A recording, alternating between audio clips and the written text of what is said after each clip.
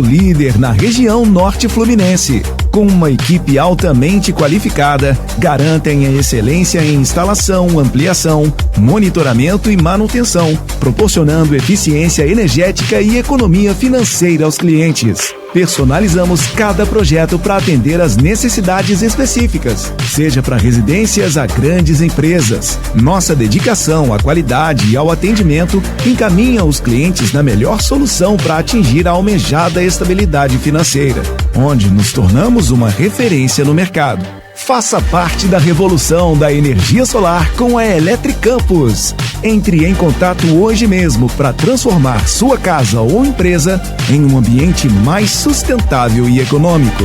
22 30 33 22 13.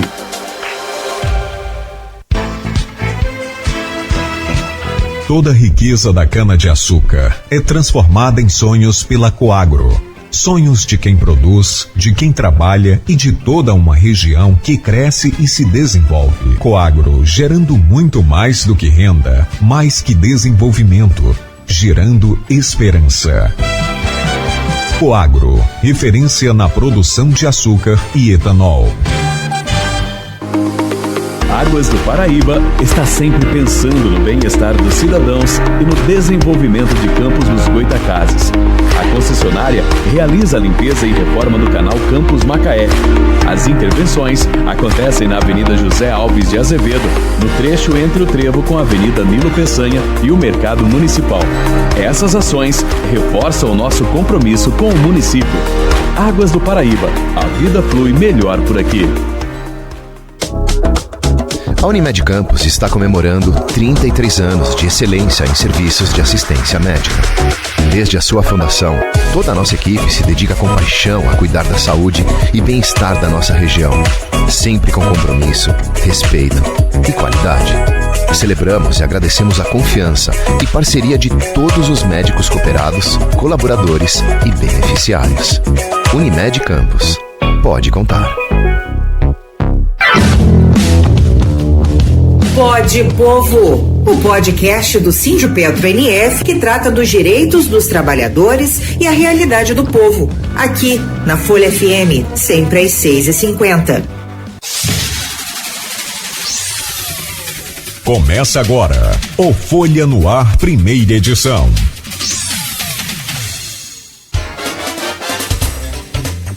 Sete horas 14 minutos. Bom dia a todos os ouvintes da Folha FM.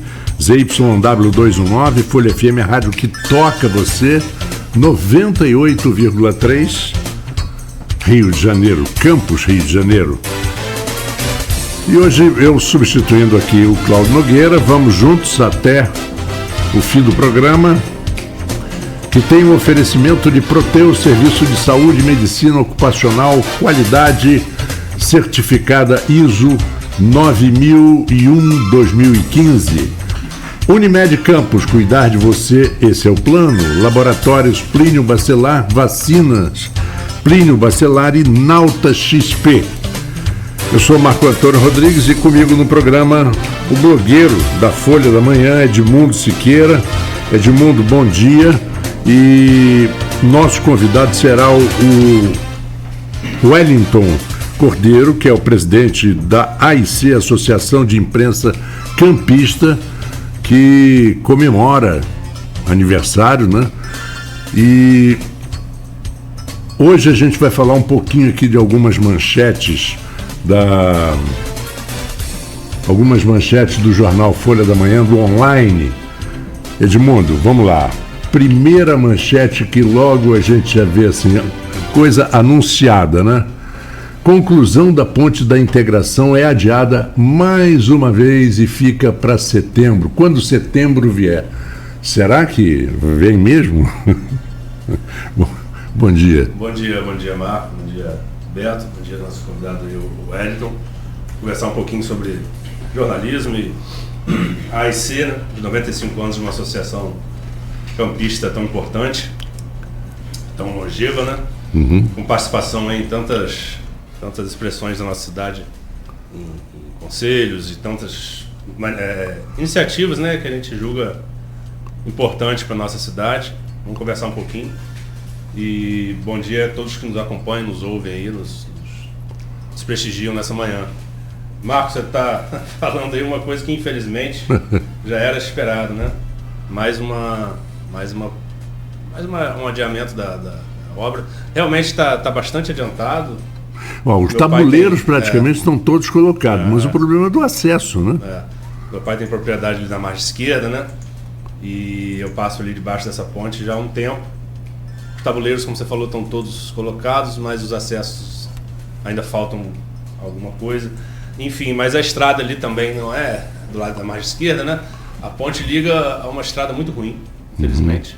Então, mesmo que se faça o acesso, né, a chegada da ponte pela margem esquerda vai ser sempre prejudicada, pelo menos se chega em Gargaú, não é isso? Praticamente antes um pouquinho, antes, né? Que é uma localidade de Campo Novo, mas a estrada é muito ruim. Tem um projeto novo de fazer uma nova estrada ali, que era a antiga estrada da linha e tal, um novo trajeto, mas sempre em projetos, né? Se a ponte demorou 40 anos, acho que a estrada vai demorar mais uns 40. Mas eu acho que não tem porquê. Deixa eu perguntar uma coisa a você, Edmundo, que conhece bem, seu pai principalmente conhece essa área toda. Essa é a segunda ponte, não é não? É a segunda ponte. A primeira é da época da ditadura, né? Feita ali pelo deputado Alair Ferreira. Alair Ferreira. Ela tem os pilares lá, eu também já faço acesso para mim lá, já fui. É meu ponto turístico de amigo quando eu levo lá na propriedade. Vamos lá conhecer os pilares da ponte de Alair Ferreira. Tá lá os pilares, né? Lógico que estão bastante deteriorados, né? Não está abandonado, mas pilares, você vê que são pilares de estrutura boa. Foi feito num lugar do Rio muito amplo, né? Aqui onde ela é hoje, ela também é um lugar largo, mas é menos um pouco. E lá é bastante extenso. E estão lá, 40 anos, né, da primeira ponte, e a segunda, e mais um atraso aí na entrega. Me parece que nem a questão do ano eleitoral foi bastante para poder as pessoas acelerarem a entrega dessa ponte, infelizmente. Mas setembro ainda é um pouquinho antes da eleição, não é isso? Mas será que vai vir em setembro? Essa é a questão também. Não acredito que vai poder inaugurar qualquer tipo de obra em setembro, né? Com firula política, digamos assim. Né? É difícil, então, é difícil. Alguns vão querer se beneficiar, como a gente já sabe, outros vão querer criticar, isso é natural. Eu acho que ali vai ser difícil concluir a ponte como ela deve ser concluída, que é com a estrada decente, né? E com ela cumprindo o seu papel de ligação dos 3 municípios, na verdade, né? Campos, São da Barra e São Francisco. Você sabe que às vezes você vai quando você vai ao Rio pela BR-101, chega na altura de Silva Jardim, havia uma passagem perigosíssima, que você tinha que sair um recuo à direita e atravessar a pista, você tinha que ficar controlando uma pessoa para te ajudar, porque senão você era acertado por um caminhão daqueles. Eles, em menos de um ano e meio, eles fizeram um viaduto, uma passagem, resolveu o problema, nunca mais, claro, teve acidente, né? Fecharam o meio da pista, puseram aquele guarda-corpo no meio, resolvido o problema um ano e alguns meses. Por que isso não ocorre numa situação tão importante que beneficia o Porto, beneficiam 2 municípios? Ali teve um problema de contrato, né? O contrato teve umas dificuldades até de investigação do Ministério Público e tal. Tudo bem que isso aconteça, mas agora é um atraso injustificado, né? Não tem como você protelar tanto assim uma entrega de uma obra importante, né? Isso é de se estranhar realmente. E você está citando exemplos, tem tantos outros, né? Que quando querem, fazem com tanta velocidade. Ali em Rio Dourado é a mesma coisa. Em Rio Dourado, quando você vai pela BR-101 para chegar a Rio das Ostras, fizeram a mesma coisa. Era perigosíssima. Teve acidente, morreu gente. Aí resolveram. Não é assim, lógico, né? A gente não é da área, não é engenheiro, você é arquiteto, mas... Não, mas eu não sou, eu fiz a faculdade. Mas não é uma coisa também impossível de se pensar que possa fazer isso com muito mais celeridade que está sendo feito. Né? Outro assunto rápido para a gente já conversar com o Wellington Cordeiro, que já está aqui conosco. Um operário de 38 anos caiu de um andame. Graças a Deus ele foi atendido e liberado, mas isso traz um problema, o Edmundo, que é constante no Brasil inteiro. O operário, ele reage demais contra equipamentos de segurança. Ele não gosta de trabalhar com aqueles equipamentos de segurança. As empresas não exigem tanto do funcionário, porque ela devia falar, se não usar, está demitido. Você tem que usar, é proteção da sua vida. Você tem família, e os fiscalizadores também não fiscalizam. É uma situação que, graças a Deus, esse rapaz de 38 anos, que deu entrada no hospital com Ferreira Machado, a obra foi no Hospital Geral de Guarulhos que ele caiu. Eu acho que isso aí tinha que ter um pouco mais de conversa sobre esse assunto, né, de convencimento às pessoas. O segurança do trabalho, né? Importantíssimo e desenvolvido. Tão desenvolvido, né? A gente vê ainda acidentes assim acontecerem. Enfim, mas é aquela coisa da lógica do quanto mais rápido e mais barato, quando é iniciativa privada, né? Às vezes se vê isso acontecer. Iniciativa pública é o contrário, né? Quanto mais demorado, mais protelado, eles parece que gostam mais. E aí, você está falando do hospital, né? Que é uma obra pública. É uma obra assim, pública. Talvez gerida, tocada lá por uma empresa privada, né? Então Sim. Quem sofre é o trabalhador, né? Quem sofre é quem está na ponta e está sem os aparelhos, sem as devidas proteções, né? O Renato Carvalho de Oliveira aqui, Marco, pergunta sobre o Cláudio, está tudo bem? O Cláudio Nogueira, né? Graças a Deus tudo bem, é só uma folguinha aí, amanhã ele está de volta, se Deus quiser, tá com a gente, só para responder aqui o nosso ouvinte.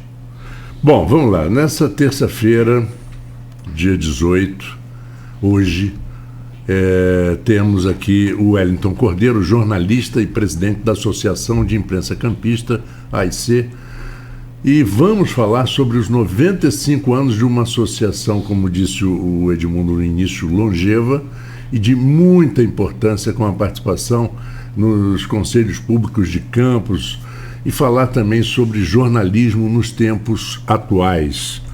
Eu dou as boas-vindas e bom dia para o Wellington Cordeiro. Bom dia, Marco Antônio, bom dia, Beto, bom dia, Edmundo, bom dia a todos que estão acompanhando e que irão acompanhar, né, o programa, porque ele fica gravado, né? Então, é uma satisfação muito grande estar aqui na Folha FM, mais uma vez, e desta vez para falar de um assunto bastante interessante, que é o aniversário de uma instituição que chega aos seus 95 anos, né? Então, é um marco histórico muito importante aqui para o município de Campos. A gente só fala bastante sobre patrimônio e história aqui, né? Aí pode ser que alguém ache, não, mas a história, a gente está numa cidade no mínimo aí 380 anos, né? Enquanto constituição de núcleo urbano. Ela constituiu-se ali na chegada dos portugueses, né? Primeira Câmara nossa de 1652. Então, sim, é uma cidade histórica, né? Então, a gente, se é uma cidade histórica, a gente tem que falar também de história, né? Aqui em Campos. E a AIC, 95 anos, não é qualquer instituição que chega, né? Agindo em prol, logicamente, de uma entidade de classe, mas com tanta participação em outras questões da cidade, né? Acho como deve ser. Mas queria que você falasse um pouco sobre a comemoração de ontem, né? Que teve lá na sede da Academia Campista de Letras, não é isso? No Jardim São Benedito. Você falasse um pouco como é que foi lá a comemoração dos 95 anos. A gente teve uma noite fantástica ontem lá no auditório da Academia Campista de Letras.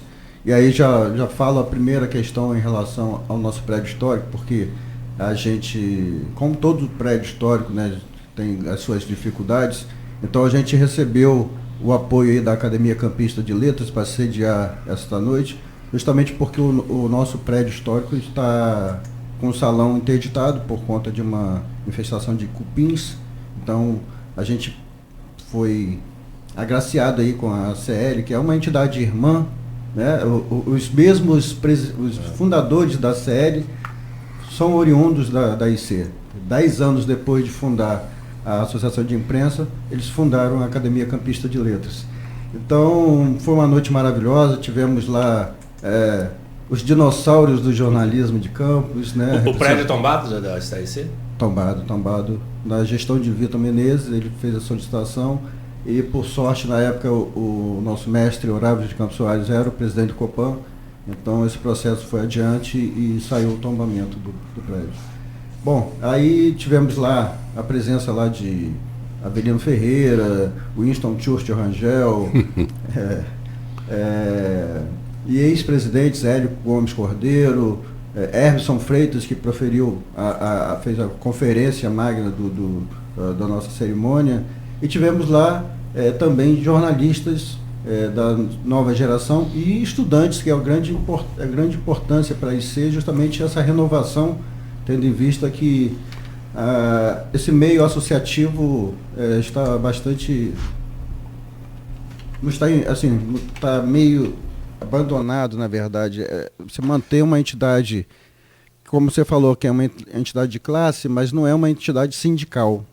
E com isso ela perde muito a questão do interesse da categoria em estar presente. Mas a gente consegue alinhar muito bem com o curso de jornalismo do Uniflu, e aí tivemos lá a participação de vários estudantes. Então foi um momento de muita emoção, a fala do Herbson, a fala do Hélio Gomes Cordeiro, uma fala emocionada. Hélio, para você ter uma ideia, ele há muito tempo ele não sai de casa por debilitações com a sua saúde, e fez questão de ir lá ontem participar com a gente. Então assim, foi um momento realmente de muita alegria, que na verdade renovou as nossas esperanças, né, da preservação, da manutenção, dessa resiliência que a gente tem em prol de manter a Associação de Imprensa Campista viva. Eu queria colocar um assunto, não sei se vocês querem discutir isso agora ou um pouquinho mais tarde no programa, mas há uns anos atrás, quer dizer, alguns anos atrás, 2009, o STF decidiu que qualquer pessoa, independentemente da formação, poderia assumir as funções de jornalista. A alegação de não obrigatoriedade é de que o diploma não é exigido pela Constituição. Eu acho isso um verdadeiro absurdo. Eu acho que isso desmereceu um pouco a profissão. Não sei como é que vocês veem isso através dos anos. E a internet vem piorar essa situação, né? Qualquer um agora é influencer, pode escrever, pode fazer o que quiser. Como vocês veem isso? Bom, lá na época do jornalismo romântico, né, fica justamente o início da Associação de Imprensa Campista, a profissão, na verdade, era exercida por pessoas... Normalmente escritores. Muitos escritores, invariavelmente escritores, mas tinham muitos profissionais liberais, né, advogados, entre outros. Né, pessoas altamente preparadas. Sim, altamente preparadas, mas que tinham outras profissões e que gostavam de escrever e tinham uma escrita, né, de qualidade, e que eles atuavam assim, nessa época de jornalismo romântico. Só que isso acabou quando, né, houve uma profissionalização, né, da profissão, e aí acontece que... E quando começou a surgir as faculdades de comunicação, primeiro, e depois de jornalismo, foi o Marco 78, se não me engano. Nessa época, mais ou menos. Então, a criação dos cursos de jornalismo, e o curso do Uniflu é um dos mais antigos do Brasil, que formou aí essa galera toda que atua em Campos, que atua até no exterior, tem muita gente espalhada no mundo todo. Então, houve essa profissionalização, essa exigência, e de repente isso acabou caindo por terra, e hoje, pior de tudo, a meu ver, não é só a questão da substituição por uma pessoa sem a formação, mas sim por máquinas. Agora só se fala em inteligência artificial, que vai substituir o homem, que vai substituir. E aí a gente acredita que o jornalismo mais do que nunca vai ter que ter... Você falando de inteligência artificial, eu recebi recentemente um vídeo do Sylvester Stallone falando em inglês e em português, né? Com a mesma voz, com o mesmo timbre dele, falando o mesmo texto em inglês e depois em português, e inclusive com o movimento labial do português. Isso é assustador, porque isso não só pode ser usado até legalmente em dublagens, os autores autorizam e já vem dublado, o que é uma pena com os nossos dubladores, que a melhor dublagem do mundo é a brasileira. O sistema de dublagem nosso, que está no Brasil inteiro, né? Que tem estúdios maravilhosos, atores maravilhosos. Agora, isso aí pode ser usado de forma nociva, né? De criar botar na boca de uma pessoa algo que ele não disse. Exatamente. A gente não pode também, Marco, ir contra as tecnologias. Não, eu afirmo para sei. você que assim, eu trabalho também com IA, sem problema nenhum, mas por trabalhar, eu percebo que assim, ela sozinha ela não dá conta. Uhum. Se não tiver alguém ali para gerenciar o que a inteligência artificial produz, e aí eu acho que o papel do jornalista ele vai perpetuar nesse sentido. Eu acho que a inteligência artificial é apenas mais uma ferramenta à disposição do profissional para que ele faça a sua atuação com uma maneira mais abrangente, com mais informações. É o acesso à informação que está à disposição do... Mas, por outro lado, tem essa questão aí que exatamente os tribunais eleitorais já estão de olho, principalmente na época de eleição, há um risco muito grande de fake news mais industrializadas, no sentido de que existem mais ferramentas à disposição dessas pessoas com intenções outras que não a verdade, e aí eles podem realmente produzir uma quantidade absurda de conteúdos mentirosos e deturpados da realidade. E essa guerra digital, essa guerra de acusações, ela, com certeza as pessoas se preparam, né? Mas tem gente que sabe fazer. E aí vai ser um bombardeio. Com certeza. E as eleições estão aí chegando, né? Esse ano tem eleição, então já teremos aí poderemos medir essa temperatura, né, desse processo aí, que eu acho que é a primeira vez que vai se usar a inteligência artificial com mais possibilidades. Vou passar aqui para o Edmundo, mas antes de falar, você citou uma coisa muito interessante. O Grande Jornal do Brasil, né, que o nosso querido Aloysio Barbosa, o Barbosão, trabalhou muitos anos, foi um grande repórter do Jornal do Brasil. O Jornal do Brasil tinha jornalistas como Otto Lara Rezende, Rubens Braga. Os grandes cronistas escreviam no Jornal do Brasil constantemente, diariamente, faziam parte do editorial, só gente de alto nível, né? Carlos Lemos e outros. Vocês estão falando aí da jornalismo, né, de escritores. Vale lembrar que nossos grandes mestres, muitos dos nossos grandes mestres da escrita, né, foram servidores públicos, né, que não poderiam manter sua atividade enquanto só de escrita. O Euclides da Cunha, Machado de Assis, Raquel de Queiroz, salvo engano. Grandes aí nomes atuaram no jornalismo também, né? O José do Patrocínio, que era um dos nossos vultos históricos mais importantes, um grande abolicionista, foi jornalista, teve um jornal, né, salvo engano.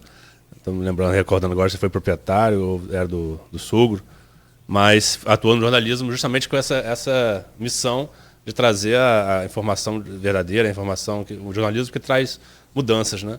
Que traz relevância social. E o nosso já Patrocínio era um escritor brilhante, né? Era um abolicionista muito importante, mas era farmacêutico e atuou aí no jornalismo com muito brilhantismo, muita importância, né? O jornalismo é isso. Você, pelo menos para mim, né? Você trazer a seriedade, trazer o contraditório, trazer tantos elementos que o jornalismo exige, né? Senão você está fazendo torcida, né? Está fazendo informação sua pro pessoal, né? Isso não é o que a gente busca. E a inteligência artificial que citaram, né? Toda essa relação com a tecnologia, como o Wellington disse, é inevitável. Acho que temos que tentar entender os instrumentos, né? Porque não é uma coisa simples de você entender. O Marcos citou aí o Stallone falando perfeitamente. Já vi vídeos também de você não consegue distinguir, às vezes, a diferença no vídeo real. É assustador, essa é a palavra que define. É assustador, realmente. Isso usado politicamente é um risco enorme. Né? Você pode criar um vídeo de um político, né? Até de nível mundial, por exemplo, falando sobre guerra. E você criar um conflito a partir disso, né? E o político, até ele desmentir, a coisa já aconteceu. Então, assim, é mais ainda a importância do jornalismo, que tem um veículo de credibilidade, né? Já fizeram um vídeo do presidente da Rússia e da China dançando e fazendo brincadeirinha um com o outro, fazendo careta. Pois é, então assim, por enquanto está sendo jocoso, por enquanto está sendo legalzinho de assistir, mas pode ser muito perigoso. Quando se cria meme. Por enquanto é TikTok e meme. Daqui a pouco não é mais. Daqui a pouco não é mais. Aliás, um meme muito bom disso que eu vi foi eu já citei aqui umas 2 vezes no programa, a Sarah Connor, né, daquele filme O Exterminador do Futuro, olhando a gente mexer com inteligência artificial. É um memezinho dela olhando assim e falando, meu Deus, eu sei o que acontece depois. É perigoso. Mas politicamente vai ser bastante usado, eu acho que vai ser, infelizmente. E aí, como eu estou falando, a credibilidade de um veículo jornalístico, por exemplo, que consiga falar, não, isso aí é fake, não, isso aí não é, isso aí é verdade. Foi apurado e foi visto que isso aí é um vídeo de inteligência artificial. Talvez isso seja ainda mais importante daqui para frente. Então, exatamente, cara. Assim, eu vejo que, mais uma vez, reforço que o papel do jornalismo hoje é muito importante e com várias possibilidades, na verdade. Quando muitos falam do fim do jornalismo, que são essas afirmações muito radicais que aconteceram desde sempre, não é coisa da modernidade, né? Quando a fotografia surgiu, por exemplo, falaram que a pintura morreu. E não foi o que aconteceu. E de lá para cá, várias outras transformações aconteceram. O Wellington, mataram o rádio umas 5 vezes, pelo menos. Não, o livro morre todo ano. Exatamente, todo ano morre o livro. Vá agora no iPad. Ninguém aguenta ler no iPad, é impossível.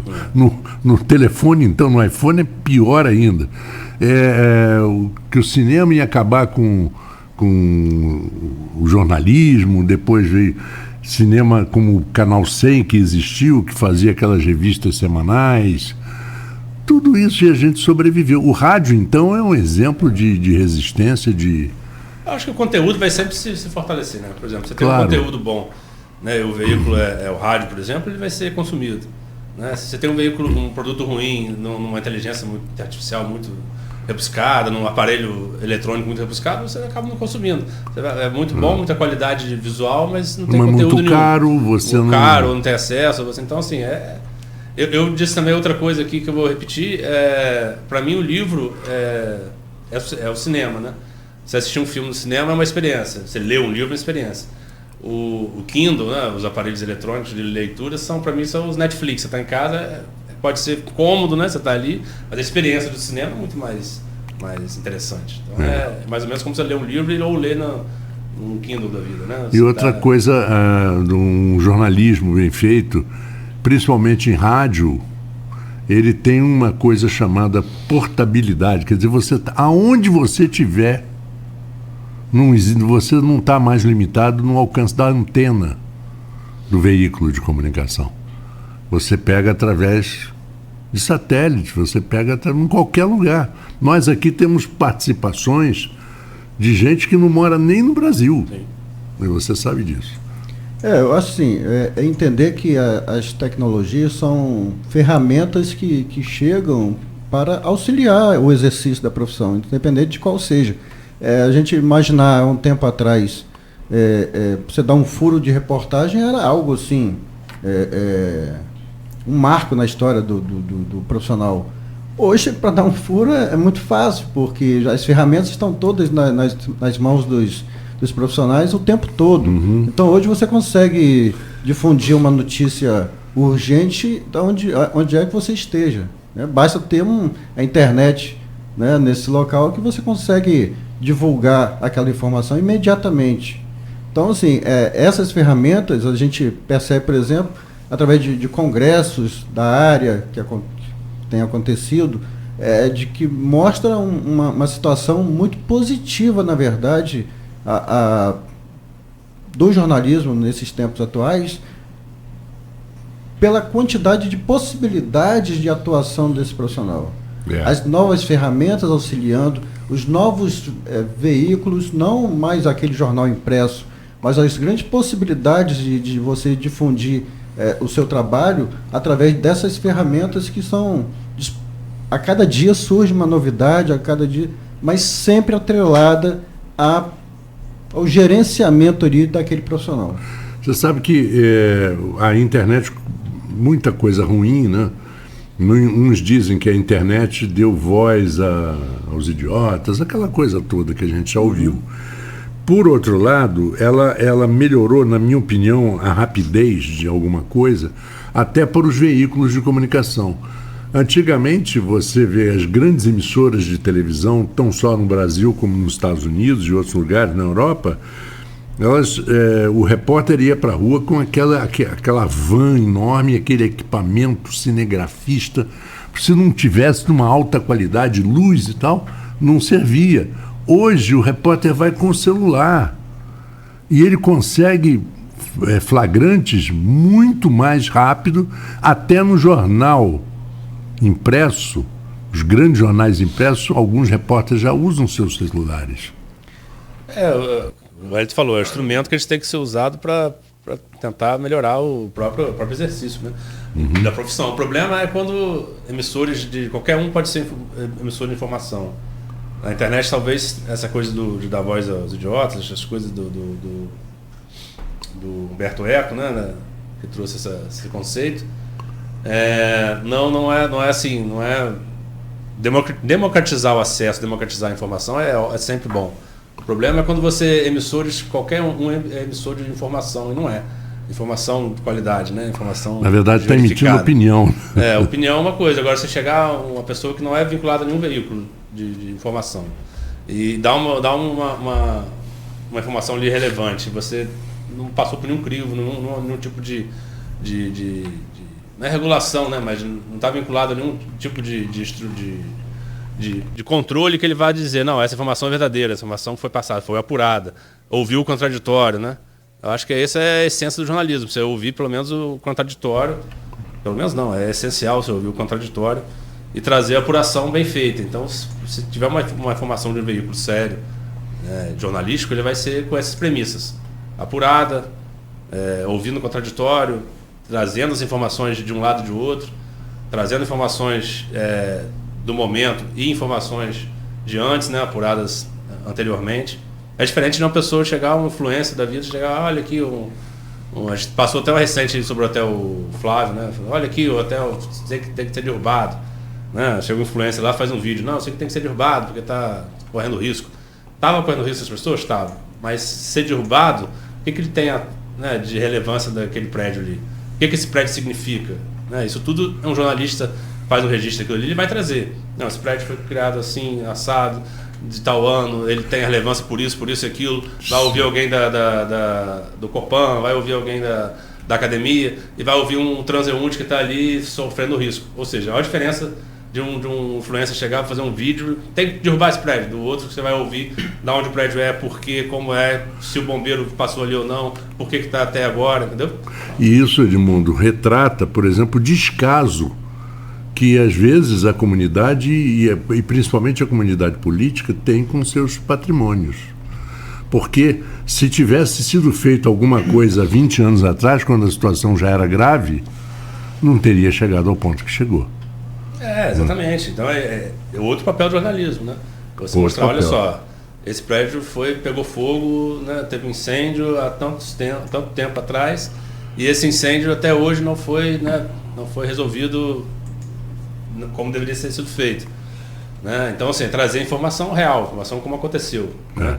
Desapaixonada e bem apurada, porque se você chegar, não, mas esse prédio maravilhoso, não posso, realmente mas o jornalista não pode olhar aquilo ali e pensar, não, isso aqui é ótimo, mas se estiver correndo risco realmente para as pessoas ali, realmente deveria ter que derrubar, porque chegou no momento e não tem mais como salvação, embora o caso do Hotel Flávio foi difícil até derrubar a fachada, né?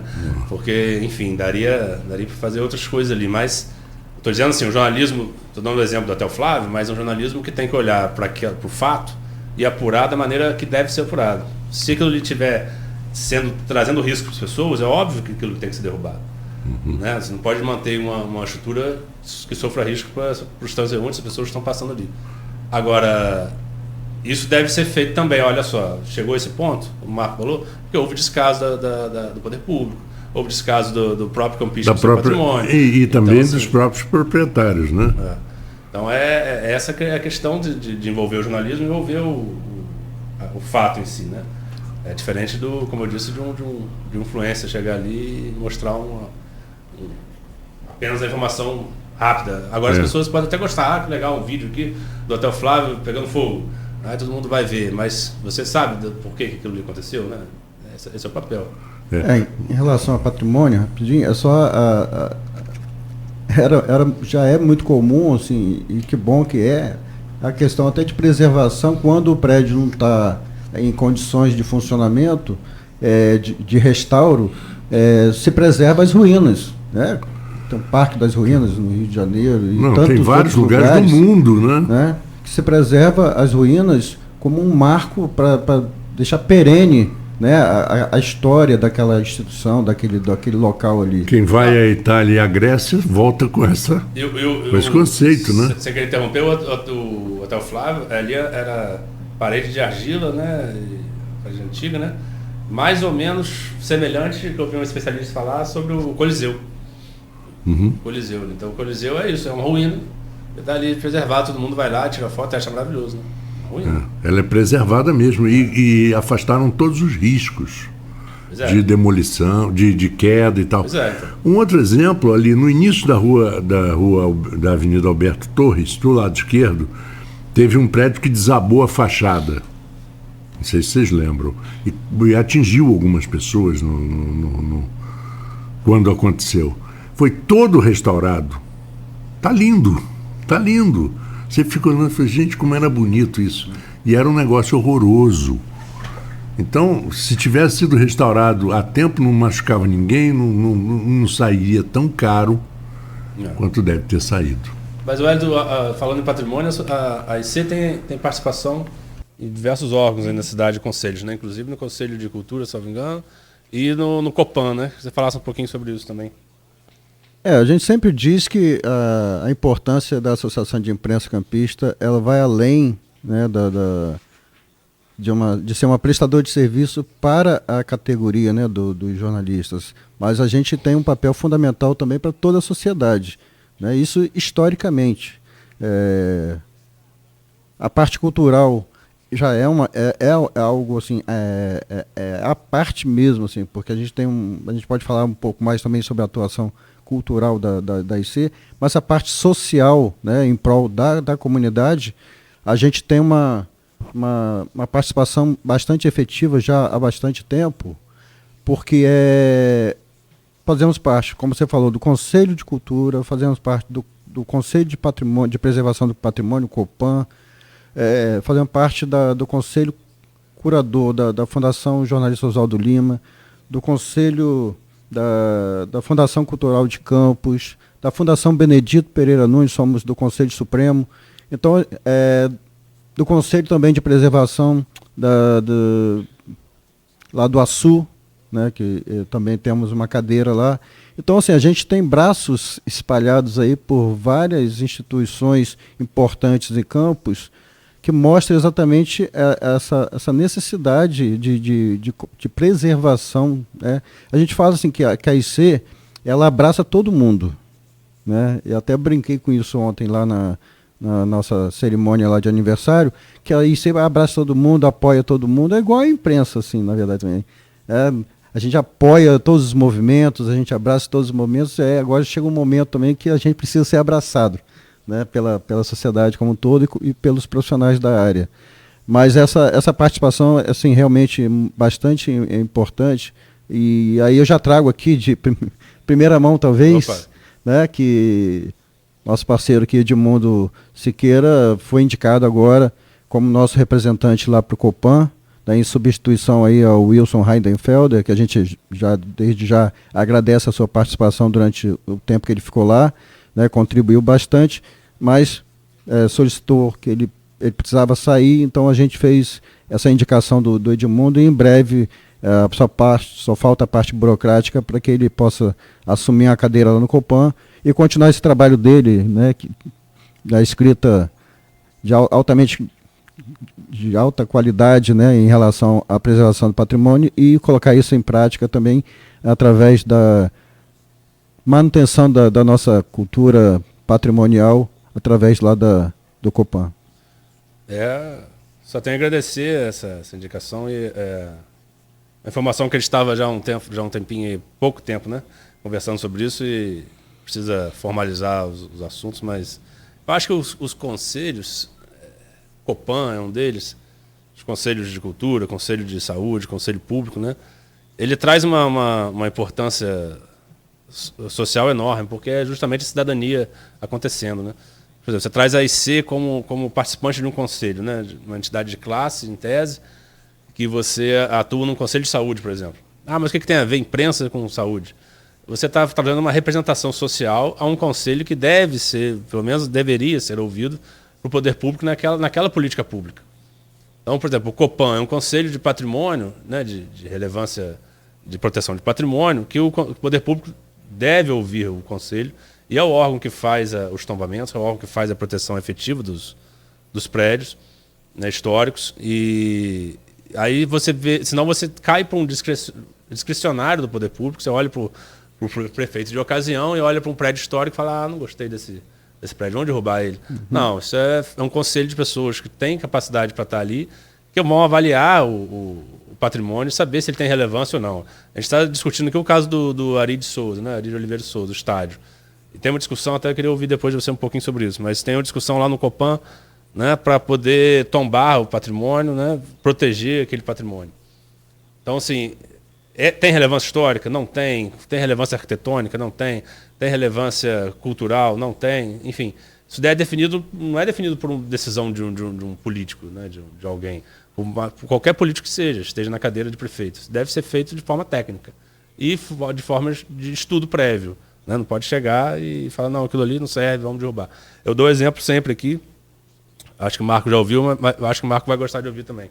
Você chega no centro do Rio, andando ali, dá de cara com o municipal, aí você fala, não gostei desse prédio aqui não. O prefeito fala, vamos derrubar ele, vamos criar um prédio aqui de exato, apartamento. Então, assim, prédio de 70 andares que vai abrigar um negócio sensacional. Não sei se vai ser, né, muito legal fazer isso. Então, isso tudo deve aí ser aproveita, derruba a Biblioteca Nacional, a Assembleia da cidade, derruba logo a escola, o Museu de Belas Artes, derruba logo tudo. Vamos derrubar ali e fazer logo um moderno ali.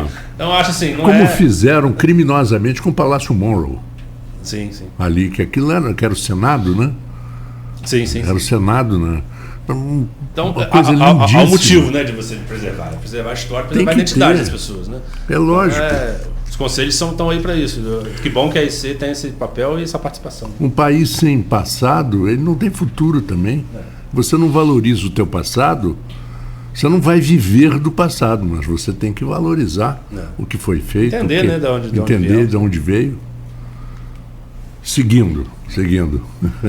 Mas que bom que a IC tem essa participação. Eu tenho me lembrei do Marco falando que um filme fantástico de um acho que é com, meu Deus, fugiu o nome do ator agora, mas é um filme famoso aí que ele vai na Segunda Guerra, né, para recuperar as obras de arte relevantes, né? É um grupo formado justamente para lá recuperar, que Hitler estava destruindo todas as obras que ele não gostava e tal. Só para trazer assim como que isso é importante você preservar esses patrimônios, né? É importante você preservar o que produzimos na humanidade de arte, cultura, né? De identificação social, porque senão daqui a pouco não saberemos quem somos, né? se você não tratar, por exemplo, o tema da escravidão, daqui a pouco, falando muito de maneira rasa, daqui a pouco pode ser que tem gente que fala, vamos escravizar novamente uma pessoa. Então, assim, você entender os processos históricos que chegamos até aqui. E vejo que o mundo tem esquecido um pouco o que aconteceu há 80 anos, né? Acho que a gente tem visto algumas coisas que estão caminhando para um lado ruim, as guerras, os conflitos no Oriente Médio, na Rússia. Então, assim, começou mais ou menos aí, daqui a 80 anos atrás, né? A Grande Guerra. Então, se a gente esqueceu o que aconteceu, né? Mas, falando sobre o Ari de Souza lá, a gente falou sobre um pouquinho, você tem conhecimento do tombamento lá? Como é que está essa questão?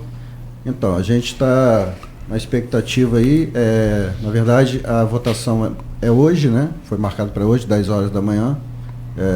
O Copan ele se reúne virtualmente. Então... Vai ser hoje? Vai ser hoje, às 10 da manhã.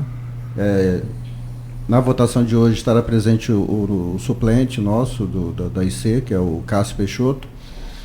E o alinhamento, o Cássio, brincando apenas, deixar claro que é uma brincadeira, Cássio é um torcedor do americano inveterado, assim, ele é apaixonado pelo americano e está nesse desafio de estar à frente dessa votação em defesa do Goytacás, mas independente dessa brincadeira, o entendimento da Associação de Imprensa Campista, porque também, assim, quando a gente fala que existe um representante da IC, não quer dizer que não é a proposta da pessoa que está lá, ele está ali representando a instituição. Então, sempre quando tem uma votação importante, alguma colocação, a gente procura, em conjunto, a gente discutir sobre o assunto para que seja não uma proposta da pessoa, mas sim uma defesa da instituição.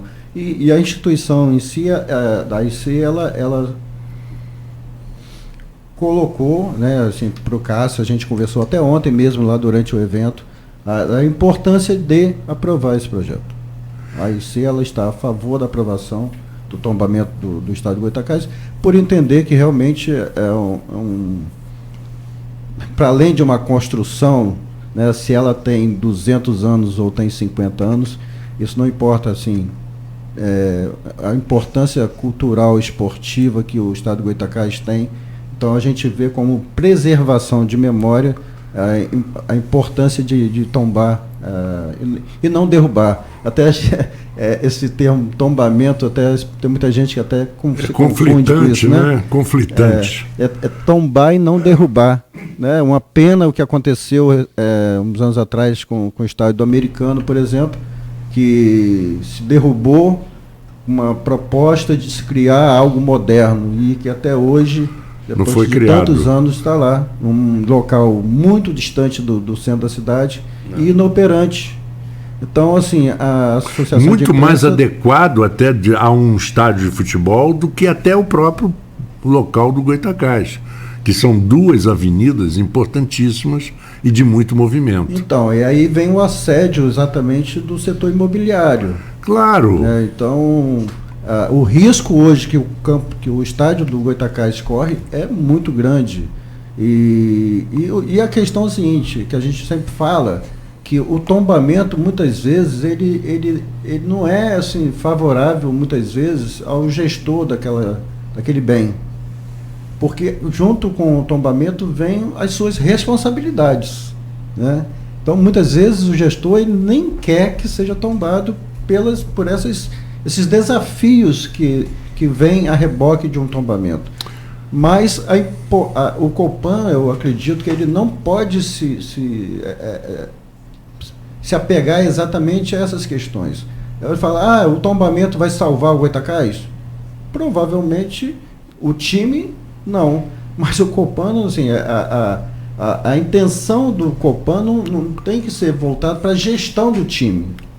Isso é uma outra coisa, isso aí é lá para os seus dirigentes decidirem. Agora, é manter a questão do patrimônio, aquela configuração histórica que é o campo do Goytacás, com a cor azul. Valor afetivo. Com esse valor afetivo histórico aqui do município. O prefeito citou que existem dívidas que isso impediria o tombamento. Tem alguma relação? Não? São muitas dívidas e o problema é que essas dívidas são legítimas e têm que ser pagas. Sim, isso é uma outra questão, né? Assim, Isso é, mais uma vez, eu digo, isso é uma questão de gestão. O Copan não tem que estar atrelado a essa questão, se tem dívida, se não tem, se tombar não vai conseguir vender, e aí não vai, se não vender não vai conseguir pagar a dívida. Isso aí é um problema administrativo.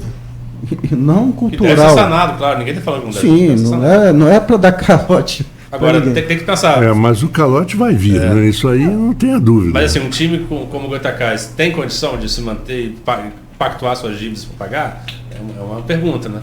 Então, assim, mantendo-se o time, há condição de criar camisa, criar canequinha do Goitacás, aquelas lojas ali voltarem a funcionar ali debaixo do estádio, há condição de ser revertido, pagar as suas dívidas ou não? Ou tem que vender o estádio? Isso é uma decisão também administrativa, né? Não é... eu acho que é isso. Eu acho que a gente não pode aceitar exatamente isso. Vamos vender, porque senão aconteceria com outros bens históricos que não sejam públicos, por exemplo. Vamos vender aí um outro prédio qualquer. Solar dos Aires. O Solar dos Aires, exatamente, é o caso, que é particular. Aí vende o Solar dos Aires porque tem dívida. Vende o Solar da Baronesa lá, que está lá com a Academia Brasileira de Letras, que também que eles nem estão querendo mais, estão doidos para se livrar daquilo. Mas assim, é um peso muito grande realmente para o gestor ter um patrimônio desse. Mas a defesa do Copan tem que ser sempre em prol da preservação. Bom, nós vamos a um pequeno intervalo, é hora de faturar também, e voltaremos. Eu acho que esse assunto é muito importante, e não só de respeito só ao Goitacás, como a outras, como você está falando. Vamos ao intervalo e voltamos em instantes. Minuto Nauta XP. As principais informações do mercado de